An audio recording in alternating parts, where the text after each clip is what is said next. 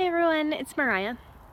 So yesterday I made a video on how to make consent sexy.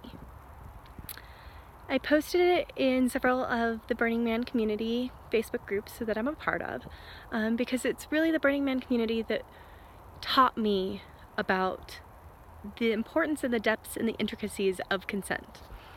And one of my community members responded to my post asking, well, can you talk a little bit about how we ask for consent for platonic touching? This is huge. How do you ask people for consent platonically?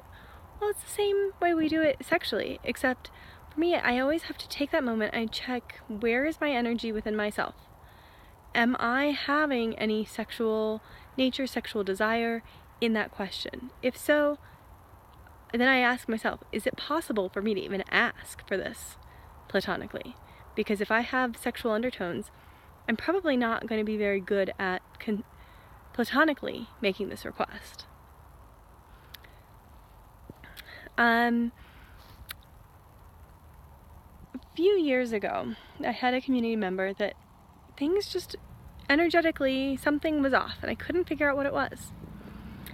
And eventually I learned, after becoming closer to this individual, that the person that I was kind of having a disharmony with, it wasn't anything, we were polite and pleasant, but there was, that feeling in your stomach where something's just a little off, right?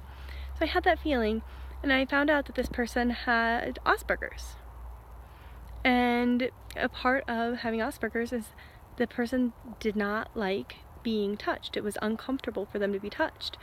And I was in such a touchy-feely community that I had never really thought, oh, you just don't like getting hugs, and that's how I connect to people, as I hug. I'm a hugger.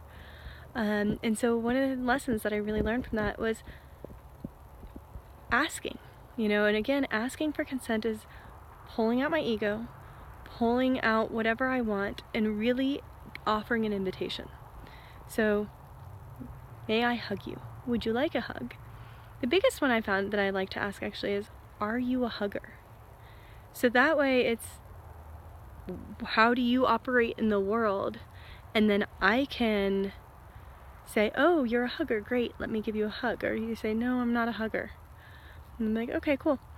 Is it okay if I shake your hand? Or may I shake your hand? That's a really powerful way to ask, right? And I think this is really important that we keep asking, what are these boundaries? And obviously over time, I have my dear friends that I don't ask for hugs anymore. I will if I show up and somebody's doing one thing or another and we don't hug upon greeting. I'll be like, oh, I didn't get a hug from you, may I have a hug? So I will still ask. But so this is one of those things with familiarity and, platonic touching, we may not need to ask anymore. Consent does not have to be verbal. Consent can be energetic. Consent can be, made with motions, hand motions. But if you're ever in doubt, ask. Asking is always a good idea. And then it's about feeling. So you sit down on the couch, you're watching a movie with a friend. Feel like cuddling. You just look at the person and you're like, I'm in the mood to cuddle. Would you like to?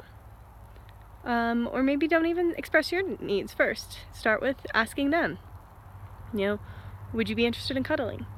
May I put my hand on your shoulder? May I put my head on your shoulder? Whatever it is that you are feeling like doing at that moment. Maybe it's, I'm going to this contact improv class tonight. Would you like to come with me? And their contact improv is a type of dance that is known for touching, and known for touch. And this is one of the things, like, as humans, we need touch. It brings up our cortisol, oxytocin, that's the word I was looking for, our oxytocin levels. It's something that, vibrates us, it really infuses into our energy, and touch is huge. But it's about how do we do this in a way that's consent. Burning Man community, we also, ask for photos, right? So, oh, that's really pretty. May I take a picture? Is it okay if I take your picture? Would you like it if I took your picture? And you'll be surprised, you know? I definitely mostly like my picture taken, but there's certain times I just really don't want my picture taken.